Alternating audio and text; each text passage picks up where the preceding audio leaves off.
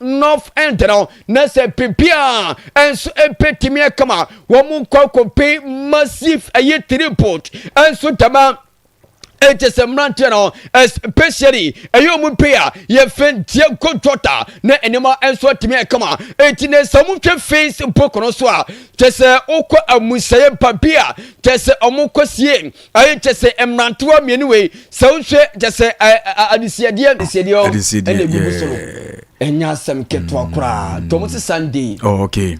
E was say wo mu etimi pay tribute. Okay.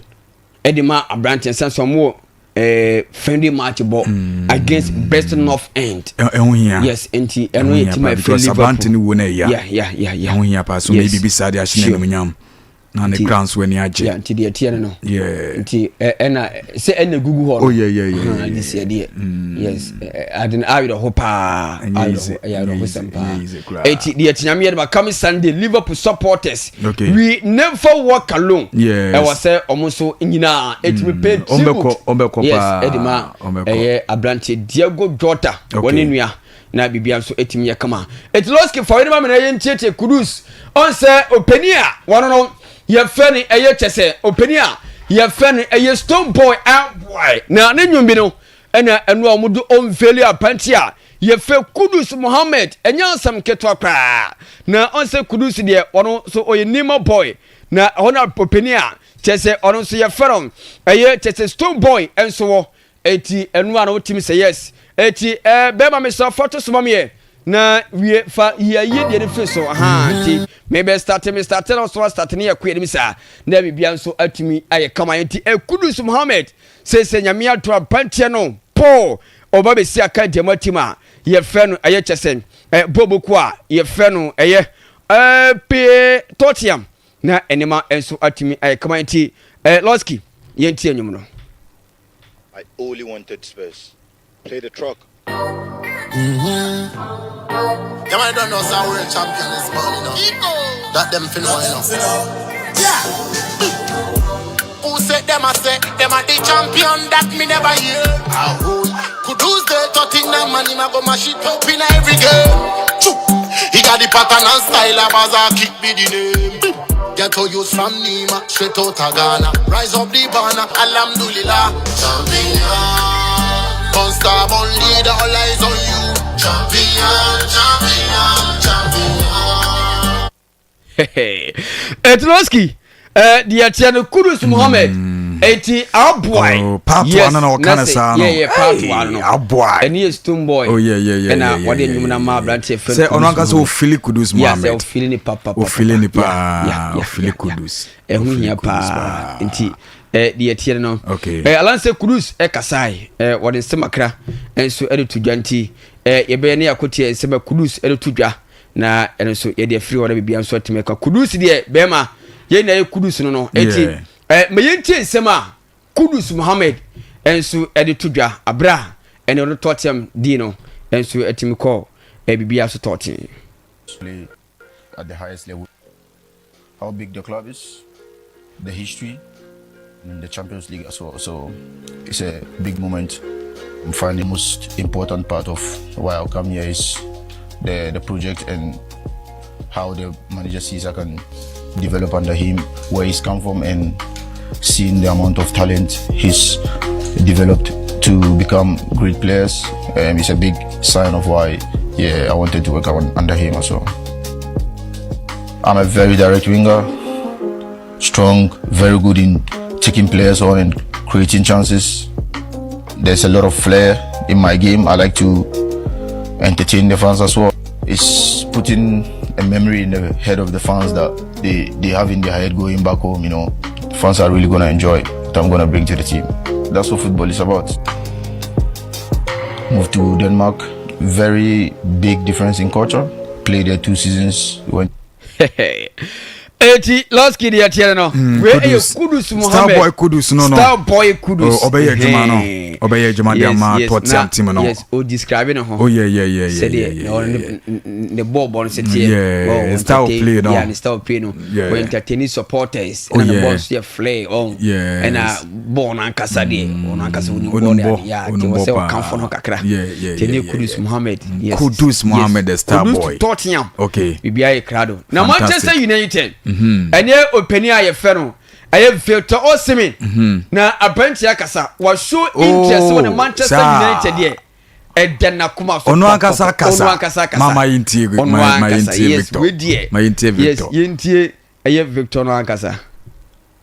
I'm joining Manchester United Football Club this summer. The negotiations between United and Galatasaray are done.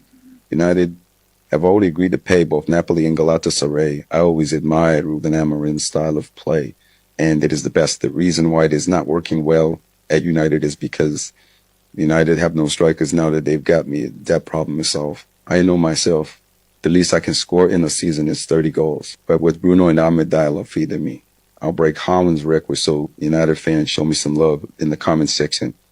I can assure you and assure the board that United will never be in a negative goal difference again.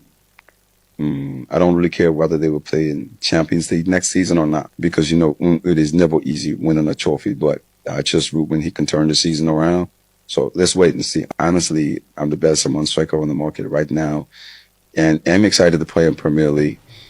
And on top of that, to play in the best football club in the English football. Etwe eye Victor na nkasa. The Nigerian international. Wakasa pa. Wonum kasa. Yes. Wonum kasa pa. Oh yeah, the USB etin komo. Wow. We din komo ni ye. Wow. We din komo ni ye pa. O say Manchester United and more UEFA Champions League. Ba enye ono na ono wo check it. Ono edi team ni be make history. Yes. Say Manchester United entimi anko Champions League. Ba ono no Victor buy no. Yeah. What you say? O say some players bro Manchester. Chile. Who teams players bro Manchester Massa. O me providing goals no. Wow. To. Ahmed Diallo. Be na assist just assist how to the man on the yasem getwa. O we no say Bruno. Yes. Bruno so be say what the man. Oh yeah. Now my legend. Marco so akasa. Okay, my inti. Now Ferdinand so dey sama krato e dey atodwa. On eya branch e fe no eya Victor. Okay. Na inti wia na wa cheche na wa come. Fantastic. We need we need experience. We need someone who knows how to score. We need someone who can come and show these young strikers at Man United how to do it. If I'm Man United, I'm making it happen. I want someone who knows their way around the football pitch at the elite level and knows how to score at the elite level consistently. Osimhen's done that. I want here and now. He does. Yes, Osimhen hasn't played in the Premier. Losky de atiere no. We eye Ferdinand. Oh yeah. Former player of Manchester United. Yeah, player. The qualities no slow. Oh, na pitch no so. Yes. O to say yes. More goals no. I'll be train supporters about park. And junior player be say the caliber no. Wow. Now we see a kind of more team. Nya a host nation which is St. Joseph. Yeah. And a Septek. Okay. Benya be quite senior high. And STEM for ball. And it's a talent to mupa. Talent to pa. Okay. Me krama aya akwada bi okọ STEM. Okay. School na awaso. Yes. Okay. On born bo pa. Okay. Nti ne after show mesa ko because Saturday final game no. And so and then mo wi ne. Oh wow. Nti me kwama akọhwe final game na. Okay. Na me yad mo che ho bibia so tima ba say a good tournament na o ma hye. Okay. But omo ba wie no na omo a omo be sare to omo yehu mo bi o mefa. Okay. Losky say ene besa ko kobo ni akoma na de besi bia na obeka kire ye na ye ho de betina ya fa etwa me first me dan se na oni papa mu ne me dan se ene mi nim se me dan se Sunday Friday yeah ene so Chelsea okay me yad mo ono she white ya on Sunday se Chelsea be din kunim okay nti de tie mate ye nyina ye ta mochi mo na mo mpe ye ya ye pemu ye because mo ye English team. What you say? The more boss ye tamochi. Okay. Ye tamochi. Muna mo mpe ye ya ye pemu ye. Oh, ye pemu ye. Mona mumpe ya. Ye ni muni asem. They be ase buga kabi mawe. Mo ye English team na mo bo. Tiense ye tamochi. Bibia mu ye de tamochi. Yo ye de mpa bo te echi. Bibia be ye fine. Okay. We that say. Okay, ebisa for prof na ye tene nka for cross nsem na wa ye ho adwuma dia ma ye dia ka no. Ye ba ebede mo nkomo Bugatti wa ma me nko ne nchen na ompone kakra ma me na fei yenyi aboafo ba ko me no bi mfro na ye ntoa so buga. Ya Losky ma. Ye wi mana nsem no ene de mo de chen de bia. Ya so far. Say de wo ene de mana nsem no mo de pa. Losky mu be ye de bet. Say no de. Ese be ye. Say odwa wa no do nra bi ebi nwo. Eno de sa na tie. Okay. Se ko gina fo no we ade chia me ba me do nyina. Me ba be twa nyina egu. Me mu ade chia de se kan show nsan say yes. Bo mi sa de no mo di. Sa do no yure bi wo mu nya asem. O shi me any problem with mo kan che tia na say. O shi me na craft for now chest oba mo ayen. Oh yeah. See oba chest. Ye mutim na mo fa ne nya hwe. Mo fa ne nya hwe. Mo mpe no kura. For now, but you say bia ye mpe ne bet. Baby a team never said the cosisia no. Oshiman be my boy. Style of play na NCT no. Ebe still to bet. Baby the kind of players ages now Chelsea for here. Oh okay. I say Oshiman was already established play bet. Oshe coach now on pay players o mo team be. Oh okay. Sada bia. Say no offer dia practice no aye ni ye. O mo di o mo wani o mo hwe players o mo ni board bo mo ni din. Oh okay. Joe Pedro ni din. Ma jo tia se.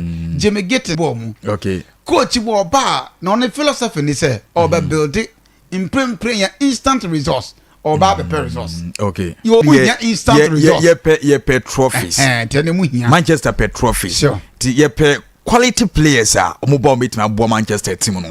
For now the players be say ye pe. Na ye the youth no kwada get na build na bibia ye kama. So mu de ne dia mu nya ne say ye because ansese na wo kan mu pe caps is here, but who's the Chelsea upon we be our Chelsea J conference kakra or qualify for Champions League. I say Chelsea okay with baby Mudano. But it's Chelsea quite the senior players be grab be fear about okay. Oh, okay. Say Chelsea knows is here.